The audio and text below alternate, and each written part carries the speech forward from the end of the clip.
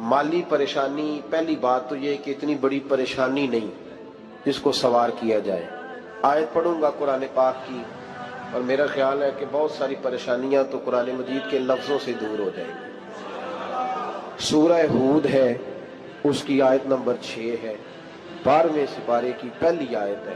क्या अंदाज है और मेरे रब का कितना मन मोह लेने वाला और दिल को छू लेने वाला अंदाज है। रब करीम ने फरमाया वमा मिन दाब्बतिन फिल अर्द, फरमाया नहीं जमीन पर कोई भी ऐसा चलने वाला, जमीन पर कोई ऐसा नहीं जो चलता हो, इल्ला अलल्लाहि रिज़्कुहा, जिसका रिस्क अल्लाह ने अपने जिम्मे न लिया हो। जमीन पे कोई चलने वाला ऐसा नहीं जिसके रिस्क की जिम्मेदारी रब करीम की ना हो। तो जिम्मेदारी रिस्क किसकी है? बोल के बताएं, बोल के किसकी जिम्मेदारी है जी? अल्लाह। देखिए गौर फरमाएं, यहाँ मुफस्सिरीन ने एक बात लिखी है इस आयत के तहत कि फरमाया जो जमीन पे चलने वाला है उसका रिस्क अल्लाह के जिम्मे है। फरमाते हैं कि ये अल्लाह ने हमारी अकल के मुताबिक हमसे बात की है, वरना आसमानों में जितनी मखलूक है रिस्क उसका भी अल्लाह के जिम्मे ही है। यहाँ जो फिल अर्द के लफ्ज है जमीन पे, वो हमें समझाने के लिए कि तुमने तो सिर्फ ये दुनिया देखी है ना, तो जिसको तुमने देखा है वो सब खाते अल्लाह का दिया हुआ ही है। तो जो हमने देखा था रब करीम ने उसके मुताबिक हमें समझा दिया।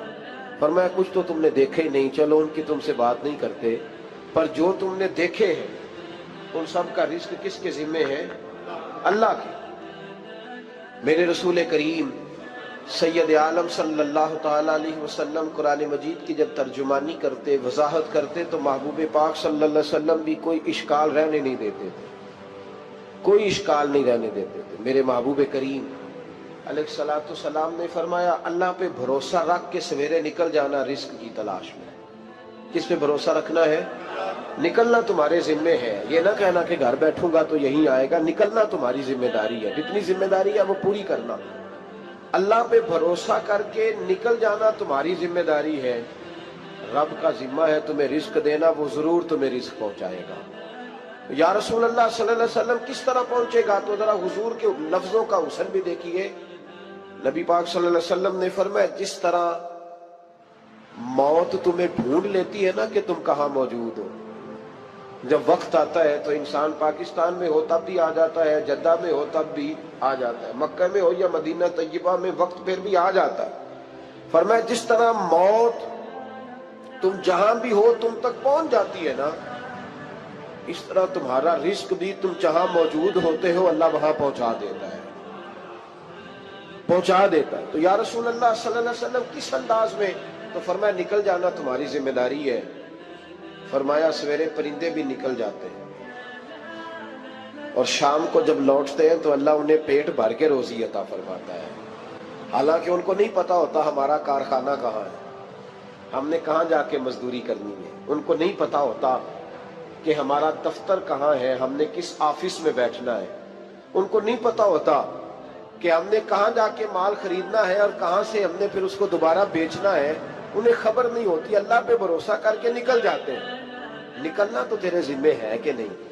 फरमाया वो तू ड्यूटी कर, शाम को अल्लाह जो रब परिंदों को रोजी देता है वो तुझे भी अता फरमाएगा।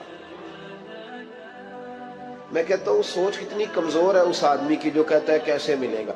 कितनी कमजोर सोच है।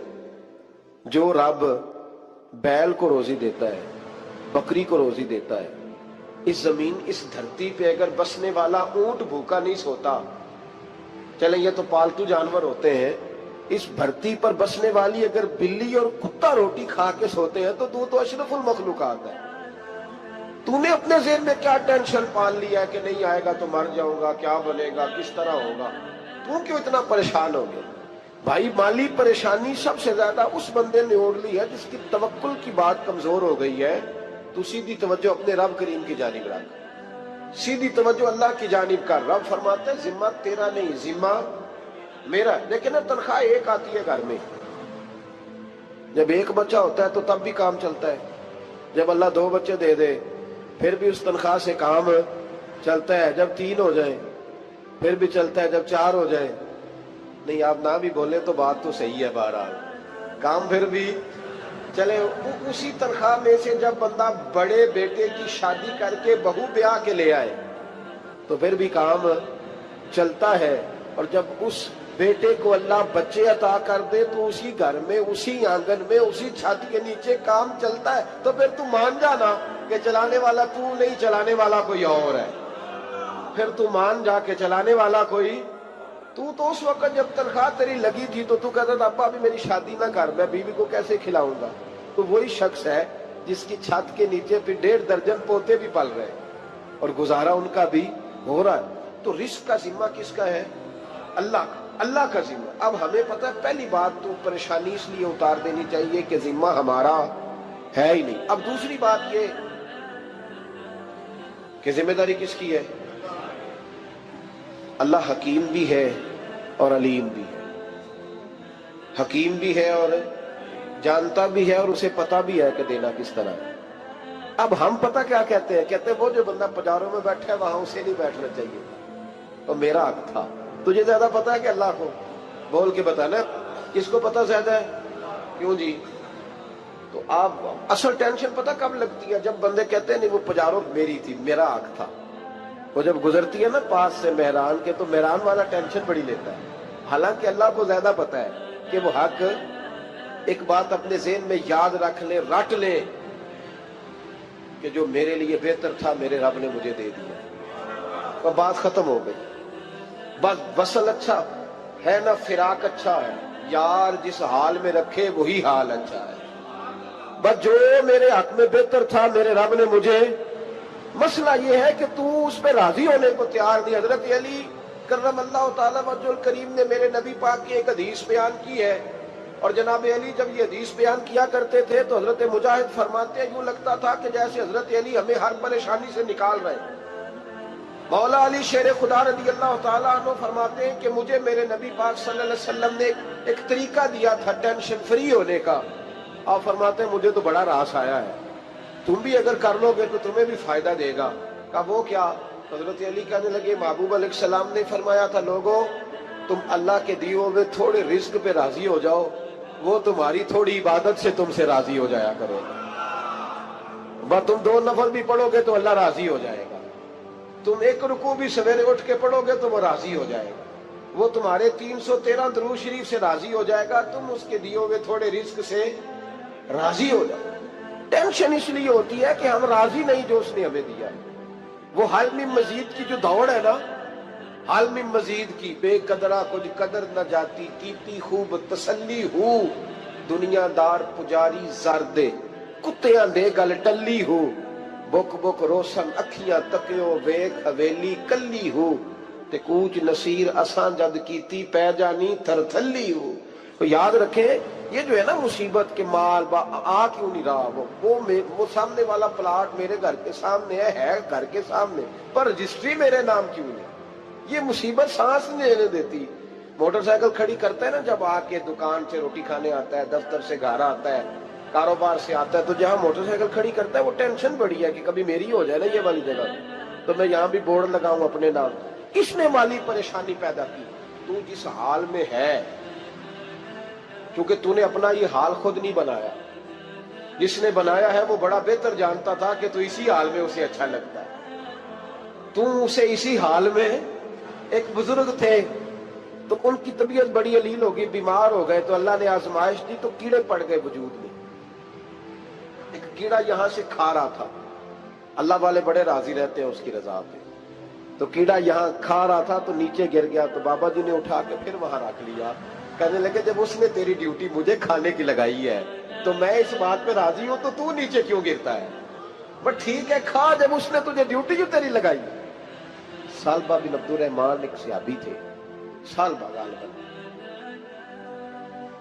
نبی پاک صلی اللہ علیہ وسلم کی خدمت میں آئے، کہنے لگے یا رسول اللہ صلی اللہ علیہ وسلم غربت بڑی ہے، میرے لیے دعا کریں اللہ زیادہ مال دے۔ تو محبوب صلی اللہ علیہ وسلم نے فرمایا تو جس حال میں اچھا ہے وہ تیرے لیے بہتر ہے، اس میں تو ہے وہی حال تیرے لیے۔ مشکل ہے نا یہ جواب سننا؟ کہتے پیر صاحب فلان جگہ سے تویز آیا، وہاں تو وارے نے آرے ہو گئے، تو آپ کے ہاں؟ تو میں کہتا ہوں یہ تویز دینے والا اگر تویز دے کے امیر بناتا ہے تو پہلے خود کیوں نہیں بنتا؟ یہ خود تو 150 کا تویز بیچ رہا ہے، اپنی بیچارے کی حالت یہ ہے۔ اگر اتنا ہی تویز اس کا چلتا ہوتا تو پہلے 5 پجاروں اس کے دروازے پہ کھڑی ہوتی۔ عجیب چکر ہے، اور عجیب جگہ لوگ الجھ گئے، سمجھتے ہی نہیں بات کو۔ یا رسول اللہ صلی اللہ علیہ وسلم دعا کر دے تو محبوب نے کیا فرمایا؟ فرمایا تو جس حال میں ہے نا وہ حال تیرے لیے بہتر ہے، اسی میں رہ۔ کہ نہیں حضور دعا کرے۔ فرمایا سال بعد تو باز آ جا۔ حضور دعا کرے۔ فرمایا تو باز آ جا۔ 2-3 دفعہ کا ضد کی، محبوب نے فرمایا جا، پھر اللہ تجھے زیادہ پیسے دے گا۔ چند بکریاں خریدی، اتنی برکت ہوئی کہ بکریوں کے ریوڑ بن گئے۔ پھر کچھ بکریاں بیچ کے گائے خرید لی، ان کے بھی ریوڑ ہو گئے۔ پھر کچھ اونٹ اونٹنیاں لے لی، ریوڑ ہی ریوڑ۔ پہلے 5 وقت مسجد میں آتے تھے، اب فجر اور عشاء رہ گئی۔ پھر مال زیادہ ہوا تو مدینے شہر میں کوئی جگہ ہی نہیں، مدینے سے باہر حویلی خریدی، پھر جمعہ ہی رہ گیا۔ جمعے کے جمعے آتے، زکوٰۃ کا حکم آیا۔ میرے نبی کریم علیہ السلام نے حضرت ابو ہریرہ کو بھیجا، فرمایا جا اسے کہہ تیری زکوٰۃ بنتی ہے 2.5%۔ 10 کروڑ روپیہ ہو تو کتنی زکوٰۃ بنتی؟ بھئی 1 کروڑ کی 2.5 لاکھ ہوئی نا، تو 10 کروڑ کی کتنی ہوئی؟ تو بڑی مصیبت ہے جب بینک سے میسج آتا ہے نا کہ 25 لاکھ نکل گیا تیرے اکاؤنٹ سے، بہت بڑی مصیبت، بڑی ٹینشن ہوتی ہے۔ ایک صاحب میرے پاس آئے، ان کی زمین اچانک مہنگی ہو گئی، اچانک پہلے کچھ 15-16 لاکھ کی ایکڑ زمین تھی، پھر وہ کروڑ کی ہو گئی۔ تو میرے پاس آئے، کہنے لگے وہ 10 کروڑ روپے بنتے ہیں تو زکوٰۃ، تو میں نے کہا آپ نے کیا کیا؟ ذری زمین پہ عشر آتا ہے، اس پہ زکوٰۃ نہیں آتی، تو آپ نے کیا کیا؟ کہنے لگے وہ کچھ سوسائٹی کے رول کے مطابق میں نے فائلیں وغیرہ لے لی ہیں، اب میں نا کبھی موقع آئے گا تو ان کو بیچوں گا۔ تو میں نے کہا اب تو آپ کا یہ مال ہو گیا بزنس کا، تو اب تو اس پہ زکوٰۃ آئے گی۔ 10 کروڑ پہ جب 25 لاکھ سنا تو کہنے لگے فوراً دینی پڑتی ہے کہ تھوڑی تھوڑی سے بھی کام چل جاتا ہے؟ تو میں ان کا چہرہ دیکھنے لگا، میں نے کہا نہیں وہ تو آپ کو پتا ہے، ویسے حضرت عمر فرمایا کرتے تھے بانٹ کے نہ دو، کوشش کرو کسی ایک کو ہی دو، چلو کسی کا تو کچھ بن جائے، تو ایک کو ہی دینی چاہیے۔ کہنے لگے تو مطلب یہ ایسا ہی حکم ہے؟ میں نے کہا آپ کسی اور سے تحقیق کر لیں۔ اب یہ بھائی لیتے وقت نہیں تجھے ٹینشن ہوئی کہ 15 لاکھ کا کروڑ ہو گیا، تو اس وقت ہی تو نے کہا کہ یا اللہ، تو یہ کیسی سوچ ہے مسلمان؟ کس طرح کا اس کا؟ ہمارے ہاں جب کسی آدمی پہ حالات خراب ہوتے ہیں نا، تو سب سے پہلے وہ اس طرح کرتا ہے کہ جو میں کہیں اللہ کے رستے میں دیتا ہوں پہلے اسے بند کروں۔ جس رستے تجھے آ رہا تھا پہلے تو نے وہ رستہ بلاک کیا۔ حضرت اسماء بنت ابی بکر صدیق کہتی ہیں میں حضور کو مسجد کے لیے، ادارے کے لیے، صحابہ صفہ کے لیے کچھ دے رہی تھی، تو میں نے گننا شروع کیا تو حضور مسکرانے لگے۔ حضور مسکراتے کیوں ہیں؟ تو فرمانے لگی، محبوب فرمانے لگے اسماء اللہ کے رستے میں گن گن کے نہ دیا کر، ورنہ وہ بھی تجھے گن گن کے دے گا، تو اس کے رستے میں بے حساب دے، وہ بھی تجھے بے حساب ہی عطا فرمائے۔ لیکن پہلے یہ والا پہلے دروازہ بند کرو، یہاں سے پیسے ختم ہو رہے ہیں، تو اس طرح کرنا بھائی۔ اس دفعہ سوٹ ذرا گرمیوں والے نہ خرید، لیکن جو تو اللہ کے رستے میں دے رہا ہے اسے دیتا رہے۔ لیکن ہم اپنا نقصان کرتے ہیں، زیادتی کرتے ہیں اپنے ساتھ۔ میں نے آپ کو پہلے بھی بتایا تھا پیار کی بولی ہے، پھر بولتا ہوں۔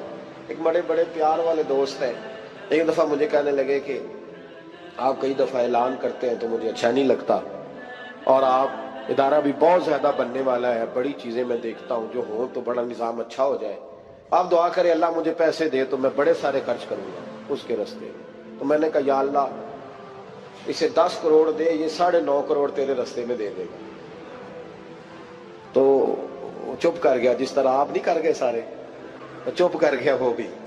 اس نے کہا جی نہیں جی انشاءاللہ کریں گے۔ تو میں کیا پلیا جی تے دعا پہ ہوں دیا، ابھی تو وہ آئیں گے تو تب دیکھی جائے گی، تو تو یہیں اڑ گیا ہے۔ یعنی 9.5 کروڑ اللہ کے رستے میں خرچ کرنے کی دعا پہ بھی آمین کوئی نہیں کہتا کہ چلو آمین ہی کہہ دے۔ تو میں کہا تینوں تے 50 لاکھ بچتا سی پیا، لیکن تو اس سودے پہ تیار ہے۔ جب یہ سوچ ہوتی ہے، یہ غلط سوچ ہے، یہ بات تو اگر تے مسکرانے والی، لیکن یہ سوچ صحیح نہیں۔ حضرت عثمان غنی رضی اللہ تعالیٰ عنہ کہتے ہیں جس وقت نبی پاک صلی اللہ علیہ وسلم نے اعلان کیا نا جنگ کے موقع پر کہ 800 سپاہیوں کا خرچہ چاہیے، کہتے ہیں میرے پاس 600 کا تھا۔ یہاں ایک روایت میں حضور نے 1000 کا اعلان کیا تو میرے پاس 800 کا تھا۔ جب 2-3 دفعہ نبی پاک نے اعلان کیا تو کہتے ہیں میں نے کھڑے ہو کے کہا یا رسول اللہ پورا 800 میری طرف سے۔ کہتے میں نے 200 سپاہی کا خرچہ ادھار اٹھایا لیکن پورے 2 مہینے نہیں گزرے تھے، رب کریم نے مجھے کئی گنا کر کے پیسے واپس عطا فرما دیے۔ پر بات تو یہ ہے کہ تیری وہاں لو لگی ہو، تو تجارت کرتا ہے ان لوگوں کے ساتھ جو کیا دے سکتے۔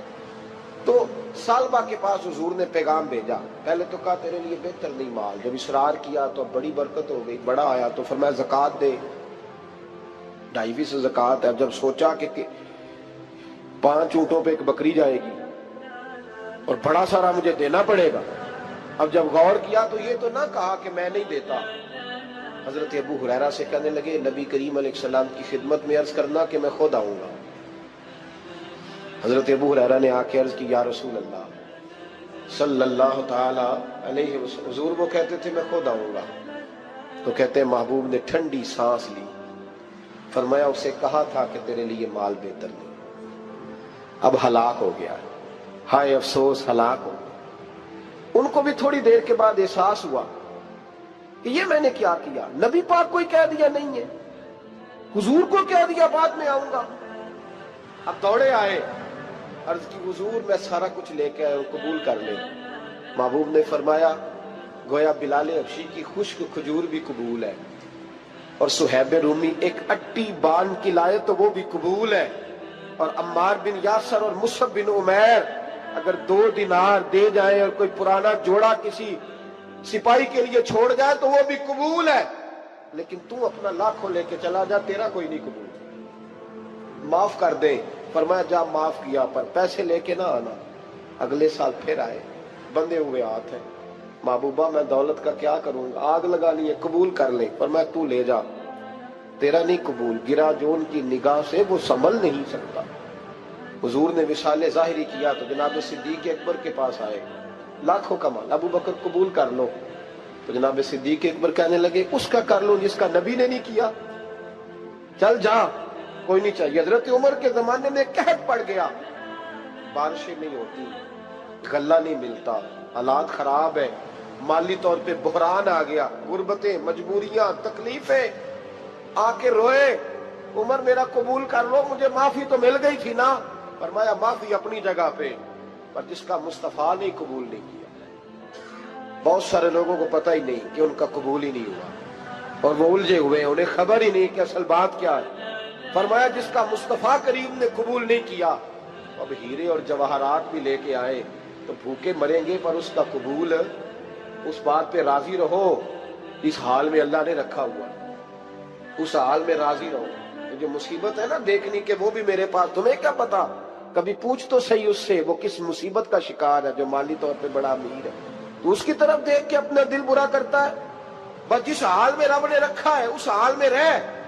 حضرت عثمان غنی کے زمانے میں تو وہ وصال کر گئے، لیکن بھائی تو جس حال میں تیرا رب تجھے رکھتا ہے اس حال میں رہ، تیری مالی پریشانیاں ختم ہو جائیں گی۔ میں نے پہلے بھی شاید آپ کو ایک دفعہ کہا تھا، میں تعلیم سے فارغ ہوا تو میرے ایک استاد اور میرے کچھ دوست کہنے لگے افریقہ آ جائیں آپ، وہاں بہت بڑا ادارہ ہے، اس کو چلائیں، اس کو سنبھالیں۔ میری والدہ سے میں نے کہا، کچھ طبیعت ہوتی ہے نا انسان کی، میرا بھی دل لگ گیا۔ میری اماں پڑھی نہیں تھی لیکن اللہ نے دانائی بڑی عطا فرمائی تھی، حکمت بڑی تھی، سیانی بڑی تھی۔ تو میں نے کہا اماں جی تو مجھے ساؤتھ افریقہ کی دعوت ہو رہی ہے تو آپ کیا کہتی ہیں؟ اٹھ کے میرے پاس آ گئی اور مجھے انہوں نے اپنے بازوؤں میں لے لیا، پھر میرا ماتھا چوما، کہنے لگی پتر میں تے وال بھی نہ پوٹ کے دیوا کسی، ہم نے دولت کا کیا کرنا، تو اللہ کا نام لے کے کہیں بیٹھ جا، رب کریم رون کے لگا دے گا، خیر ہو جائے۔ تو میرے بھائی یاد رکھیں ان چیزوں سے تھوڑا سا دیکھیں نا، قناعت کریں، جو اللہ نے دیا اس پہ راضی ہو جائیں، اللہ بڑا مہربان ہے، وہ آسانیاں کر دیا کرتا ہے۔ تو یاد رکھیں میرے رسول کریم علیہ السلام نے ایک تو ہمیں درس یہ دیا ہے کہ تو سمجھ جا، قرآن نے ہمیں بتایا ہے کہ روزی تیری ذمہ داری نہیں، روزی کس کی ذمہ داری ہے؟ اللہ کی۔ اور دوسری بات یہ کہ جو اللہ نے تمہیں دیا ہے اس پہ تو راضی ہو جا، تیری مالی پریشانیاں ختم ہو جائیں۔ اور پھر حضور صلی اللہ علیہ وسلم نے فرمایا مذہبی طور پر جب دیکھو تو آگے دیکھو، اور دنیاوی طور پر جب دیکھو تو پیچھے دیکھو، پریشانی ختم ہوگی۔ مذہبی طور پر جب دیکھو، جو 5 نمازیں پڑھتا ہے وہ تہجد پڑھنے والے کو دیکھے، اور جو تہجد پڑھتا ہے وہ اشراق چاشت پڑھنے والے کو دیکھے، اور جو بندہ اشراق اور چاشت پڑھتا ہے پھر اس کو دیکھے جو سارا دن مصطفیٰ پہ درود پڑھتا ہے۔ ऊपर ऊपर देखे कि मैंने और नेक होना है और नेक, और जब माली मामला है तो फिर नीचे देख। अगर तू बैठा ना पजारों पे तो फिर टूडी वाले पे नजर कर, उसका क्या हाल है। और अगर तू वहां बैठा है तो देख, मेहरान वाला भी तो गाड़ी चला ही रहा है ना। और अगर तू वहां है तो मोटरसाइकिल वाला देख, और तू वहां है तो फिर साइकिल वाले पे नजर, और अगर तू साइकिल वाला है तो पैदल वाले को देख, अगर तू किराए के मकान में रहता है तो फिर झोंपड़ी वाले को देख, और अगर तू झोंपड़ी में रहता है तो फिर भी परेशान ना होना। कुछ ऐसे भी हैं जिन्हें झोंपड़ी भी नसीब नहीं, जो सड़क पर लेटे हुए। और अगर तू तंदुरुस्त है ना तो कभी जाके अस्पताल में देख हाल क्या है, लोग किस हाल में। तो हम शुक्र नहीं अदा करते, उसका नुकसान क्या होता है, नेमतें चली जाती हैं। अल्लाह फरमाते हैं लाइन शकर तुम लाज़ीदन्नकुम, तो शुक्र अदा कर, मैं नेमतों में इजाफा कर दूंगा। तो भाई माली परेशानी का तीसरा सबब यह है कि हम देखते हैं माली तौर पर ऊपर, तो फिर हमें तबीयत बिगड़ती है। और फिर माली परेशानियों के कुछ और असबाब भी हैं। इमाम शाफी फरमाते हैं जिन घरों में लोग फजर की नमाज के वक्त सोए होते हैं उन घरों में रिस्क नहीं आता। आप फरमाते हैं फजर का वक्त अल्लाह के देने का वक्त है, उस वक्त अल्लाह बांटता है। हुजूर सल्लल्लाहु अलैहि वसल्लम का फरमान है ना हदीस में कि तहज्जुद के वक्त अल्लाह पहले आसमान पे नुज़ूल जलाल फरमाता है जो उसकी शान के लायक है तहज्जुद के वक्त, और वो कहता है मांगो मैं तुम्हें अता करूंगा। लेने की बारी आए तो बंदा समेट समाट के अंदर घुस जाए। हमारे यहाँ ये होता है कि इशा के बाद बच्चे बैठते हैं मोबाइल लेके, तहज्जुद का वक्त आता है तो उनकी आंखें बंद होनी शुरू होती। तो लेने के वक्त तो तू सोया था, तेरा मसला कैसे हल होगा भाई। जब कोई आदमी खैरात बांट रहा हो तो जो प्याला पीछे कर ले उसे मिलेगा। कहते उस वक्त आना जब मैं बांट रहा था, अब तू किधर आ गया है। मिसाल दे रहा हूं। तो फजर का वक्त मांगने का है, तो सारी रात तो गुजर गई गेमें खेलते, टीवी देखते, और जो लेने का वक्त था तू सो गया, तो कैसे आएगा तेरे पास। तो उठे सवेरे, बंदों से मांग के देख लिया, बड़ी इज्जतें खराब हुई। फजर का वक्त उठ के झोली फैलाए,